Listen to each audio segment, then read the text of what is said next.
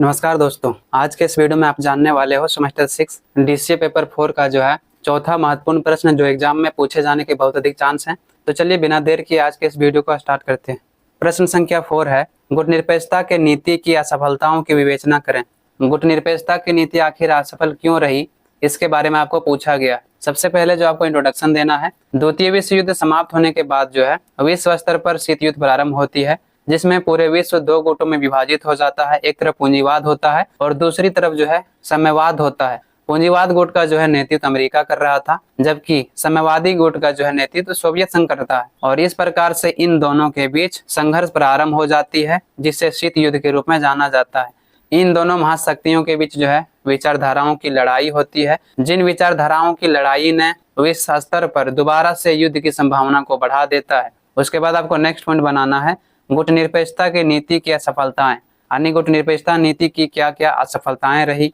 गुटनिरपेक्षता नीति के विफलताओं की आलोचना निम्नलिखित तर्कों के आधार पर किया जा सकता है। पहला आपको पॉइंट बनाना है, अवसरवादी और काम निकालने की नीति। गुटनिरपेक्षता के बारे में कहा गया है कि यह जो है एक अवसरवादी है और काम निकालने की नीति है। अवसरवादी का मतलब होता है कि किसी अवसर पर जो है इसको संगठित किया जाता है, जब काम निकल जाता है तो यह समाप्त हो जाता है। पश्चिमी आलोचकों के अनुसार गुटनिरपेक्षता अवसरवादी और काम निकालने की नीति है। यह साम्यवादी और पूंजीवाद गुटों में शामिल न होने और इन दोनों गुटों से स्वतंत्र रहने के लिए इसको गठित किया गया था। पश्चिमी आलोचकों का मानना है कि जो गुटनिरपेक्षता आंदोलन है वह केवल काम निकालने के लिए गठित किया गया था, जब पूरे विश्व में साम्यवादी और पूंजीवादी गुटों के बीच संघर्ष चल रहा था। आलोचकों का यह भी कहना है कि गुटनिरपेक्षता उस समय के लिए जो है उपयोगी था, परंतु वर्तमान समय में इसका कोई काम नहीं है। आलोचकों का कहना है कि जब द्वितीय विश्व युद्ध के बाद शीत युद्ध प्रारंभ हुआ, जब साम्यवाद और पूंजीवाद विचारधारा के कारण दो महाशक्तियों के बीच शीत युद्ध प्रारंभ हुई, उस समय जो है गुटनिरपेक्षता आंदोलन उपयोगी था। परंतु आज के समय में जो है गुटनिरपेक्षता आंदोलन उपयोगी नहीं है, किसी काम का नहीं है। इस तरह से यह केवल जो है अवसरवादी था, जो काम निकालने के लिए गठित किया गया था। दूसरा पॉइंट बनाना है, सिद्धांतहीन या अव्यवहारवादी नीति। आलोचकों का मानना है कि जो गुटनिरपेक्षता आंदोलन था वह सिद्धांतहीन था, वह अव्यवहारिक था, यानी इसमें कोई भी सिद्धांत मजबूत नहीं था, कोई भी एक दूसरे का सहयोग नहीं करता था। वही कहा गया है कि आलोचकों के अनुसार यह नीति सिद्धांतहीन थी, क्योंकि गुटनिरपेक्षता केवल दोनों विचारधाराओं और गुटों से अलग थलग रहने की बात करता था। गुटनिरपेक्षता जो है केवल पूंजीवाद और साम्यवाद से अलग रहने की बात करता था। ये ना तो साम्यवादी और ना ही पूंजीवाद गुट में शामिल होने कहता था, बल्कि उनसे दूर रहने की बात करता था। ऐसा कौन कहता? तो ऐसा आलोचकों का कहना है। परंतु यदि इसमें शामिल किसी भी राष्ट्र पर आक्रमण होता है तो गुटनिरपेक्षता में शामिल सदस्य राष्ट्र किसी भी प्रकार की सहायता नहीं करता है। यदि इसमें शामिल किसी भी एक राष्ट्र पर हमला कोई करता है तो गुटनिरपेक्षता में शामिल सदस्य राष्ट्र जो है किसी भी प्रकार का सहायता नहीं करता है, क्योंकि इनकी जो है गुटनिरपेक्ष नीति सिद्धांतहीन है। कोई मजबूत सिद्धांत नहीं है जो सभी राष्ट्रों द्वारा मिलकर जो है अपने विरोधियों का मुकाबला कर सके। यानी कि जिस प्रकार से नेटो बनाया गया था अमेरिका के नेतृत्व में, जिसका उद्देश्य था कि अगर नेटो में शामिल किसी एक राष्ट्र पर आक्रमण कोई करता है तो सभी लोग मिलकर उस पर हमला करेंगे, सभी लोग एक दूसरे को सैनिक सहायता देंगे, हथियार देंगे। लेकिन गुटनिरपेक्षता में जितने भी राष्ट्र शामिल थे उनको इस प्रकार की कोई सुविधा नहीं दी गई थी। इसीलिए गुटनिरपेक्षता का होना या ना होना कोई फर्क नहीं पड़ता है। यह किसका मानना है? यह आलोचकों का मानना है। तीसरा पॉइंट आपको बनाना है कि गुटनिरपेक्षता की नीति जो है किसी भी तरह से सुरक्षा का साधन नहीं है। आलोचकों का मानना है कि गुटनिरपेक्षता में शामिल राष्ट्र इस संगठन को सुरक्षा के लिए पर्याप्त मानते हैं, परंतु यदि तनाव जैसी स्थिति नहीं रह जाएगी तो गुटनिरपेक्षता का कोई महत्व ही नहीं रहेगा। आलोचकों का मानना है कि गुटनिरपेक्षता जो है केवल उन्हीं परिस्थिति में काम देता है जिन परिस्थिति में दो महाशक्तियों के बीच संघर्ष था। वर्तमान समय में मान लो अगर कोई संघर्ष नहीं है दो महाशक्तियों के बीच, तो ऐसे में जो है इसका कोई मोल नहीं है, इसका कोई महत्व ही नहीं है। जब भारत का युद्ध जो है 1962 में चीन से हुआ तो गुटनिरपेक्षता में शामिल सदस्य राष्ट्रों ने किसी भी प्रकार की सहायता नहीं की।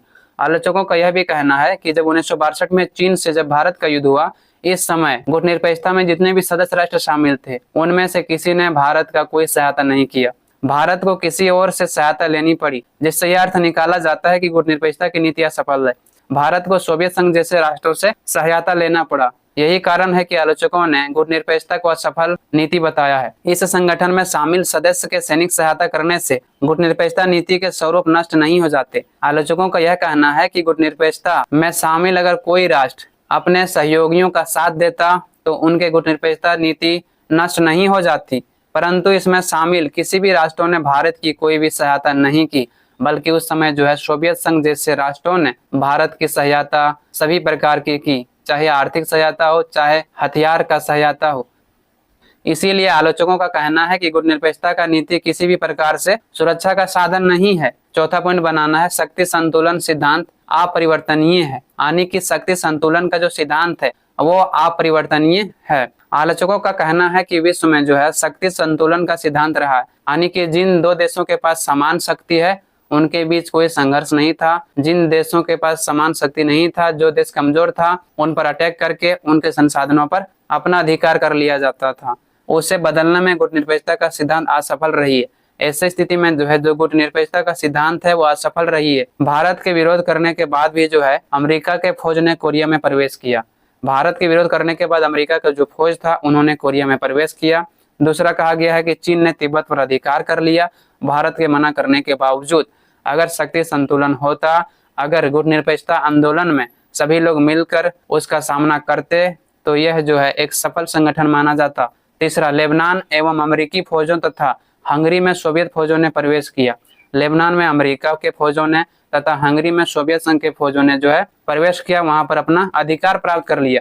इसके अलावा अरब इजराइल के बीच 4 युद्ध हुआ, लेकिन गुटनिरपेक्षता देश दर्शक की तरह देख रहे थे। इसके अलावा जो इजराइल था और अरब था उनके बीच कई युद्ध हुआ, लेकिन गुटनिरपेक्षता देश जितने भी थे वह एक दर्शक बनकर ही रह गए। उन्होंने अपने सहयोगियों राष्ट्रों को किसी भी प्रकार की सहायता नहीं की।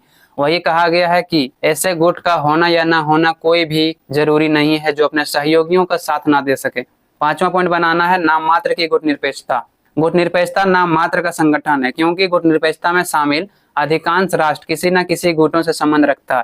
यानी गुटनिरपेक्षता जो है नाम मात्र का संगठन बताया गया है, क्योंकि गुटनिरपेक्षता में जितने भी राष्ट्र शामिल है वह राष्ट्र भी किसी न किसी गुट में शामिल है, क्योंकि बिना किसी गुट में संबंध रखे उनके सभी प्रकार की जरूरतें पूरी नहीं हो सकती। यह सत्य बात है दोस्तों।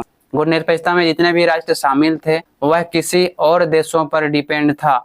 जैसे कि भारत की बात करें तो ये जो है सोवियत संघ से हथियार या आर्थिक सहायता लेते थे। उसी प्रकार से बहुत सारे ऐसे राष्ट्र थे जो अन्य देशों से अपना सहायता लेते थे, अन्य देशों से अपना संबंध बनाए हुए थे। यही कारण है कि उन्हें गुटनिरपेक्षता में शामिल होने के बावजूद भी किसी और गुटों पर निर्भर रहना पड़ता था। इसीलिए जो है आलोचकों का कहना है कि जब गुटनिरपेक्षता में शामिल होकर भी किसी अन्य गुटों से जुड़ा हुआ है तो ऐसे में इसका कोई महत्व ही नहीं है। और ये बात सत्य है, अगर गुटनिरपेक्षता में शामिल होने के बावजूद भी अगर किसी और गुटों पर निर्भर रहना पड़े तो गुटनिरपेक्षता का होना ना होना कोई भी महत्व ही नहीं है। तो इस प्रकार से यहाँ पर समाप्त होता है। आई होप आप सभी को समझ में आया होगा। डीसीए पेपर 4 में लगभग 14 से 50 प्रश्न है। सभी प्रश्न को बताना संभव नहीं है, लेकिन हमने सारा प्रश्न का जो है पीडीएफ नोट्स तैयार कर लिया है। तो आप कंप्लीट पीडीएफ नोट्स लेना चाहते हो तो डिस्क्रिप्शन में पीडीएफ नोट्स का लिंक दिया हुआ है, वहां से आप जो है चेकआउट कर सकते हो, जो बिल्कुल आपको कम से कम फी में दिया जा रहा है। आज के लिए इतना ही। आप लोगों से बहुत जल्द मिलते हैं नेक्स्ट वीडियो में। धन्यवाद।